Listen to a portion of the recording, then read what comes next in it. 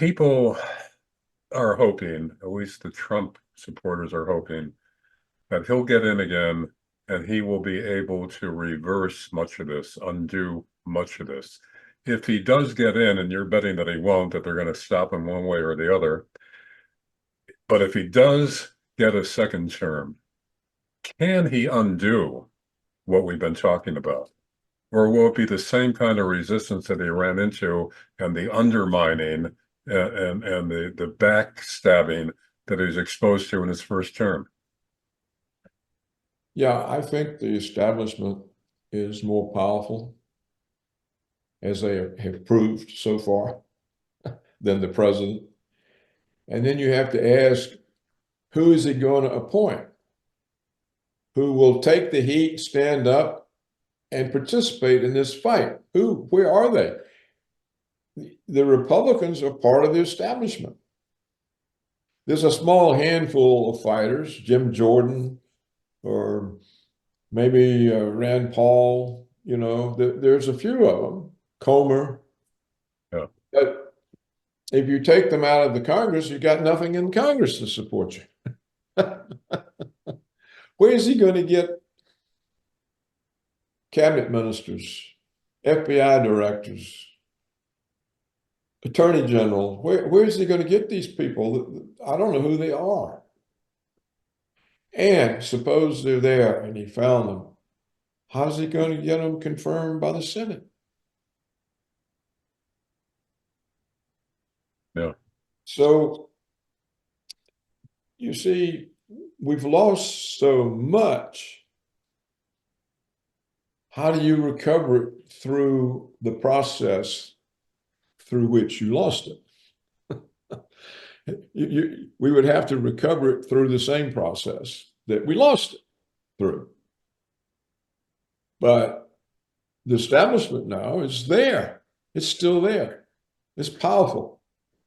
It's got the CIA and the FBI and everything, and the Justice Department and everything else, and the universities and the media. So Trump gets there.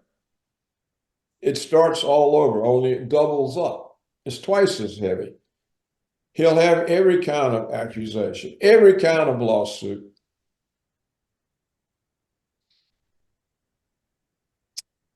Unless he had a movement, a powerful movement, like Lenin had, that he can swat all that stuff down, what's he going to do?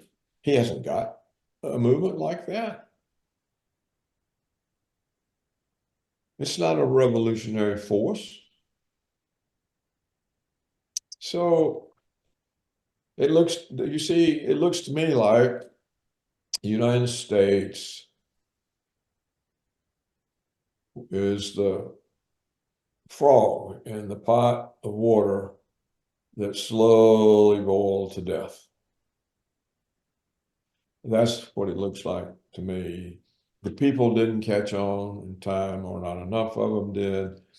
When they finally caught on, they're shouted down. They're said to be terrorists or disinformation or conspiracy theorists or anti-Semitic or white supremacists or whatever. The names, they've been throwing these names around increasingly the last 3 years. If you are a real investigative journalist, they deplatform you. Or if you're somebody that embarrasses them, like Julian Assange, they lock you up in prison without charges. The guy's been held without charges for a decade. So where's habeas corpus? So we already have a lawless system. The system's lawless. How can you use law to reestablish something when nobody believes in the law? We've already talked about the Colorado Supreme Court judges. Accusation alone is the basis for conviction. And we state judges can apply federal law.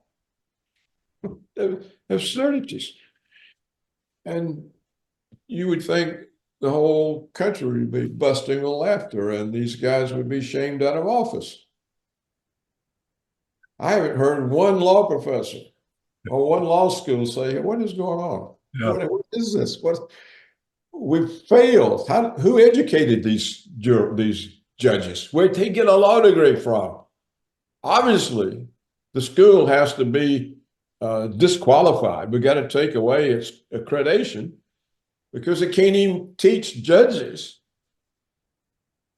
that you're not guilty by accusation and that federal law is applied by federal judges, not state judges.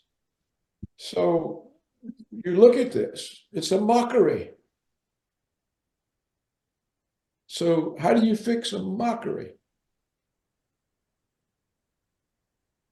Who believes?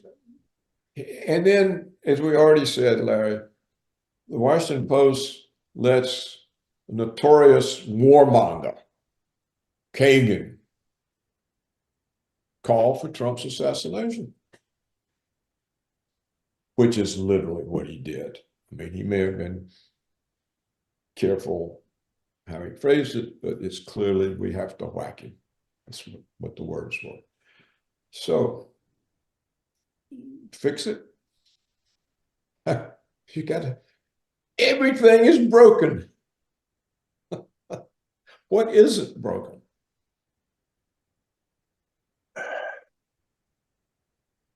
Not an optimistic note to end on, Paul, but I think you're largely correct in your analysis, unfortunately. Can't I dread to see what the new year brings in terms of the political health of the United States and the future of our freedom. My great fear, Larry, is people will just accept. They're already doing that. They're already doing that, and they'll accept it because it's too much trouble to do anything about it, and they see it's hopeless. How can they organize? If they try to organize, the FBI will be there immediately. Half the group will be FBI agents. Yeah. They'll start framing up the leaders. They're Trump. Yeah. So they'll just, okay, pour me another beer. All right, Paul. Thanks once again for being with us. Despite the gloomy predictions, you're always a wealth of insight and telling it the way it really is, which most people, almost the entire media, is bereft of these days. And the real problem is people don't realize how far we've strayed from objective analysis and reporting. The kids are growing up with this now. They don't know the difference anymore between editorializing and objective news reporting. That's right. The way we're headed. That's right. And if you think I'm pessimistic, read what James Howard Kunstler had to say. I think I posted it today, and he more or less says that 2024 is America's last year. Well, Craig Roberts, we'll talk again, hopefully in the new year. See you later.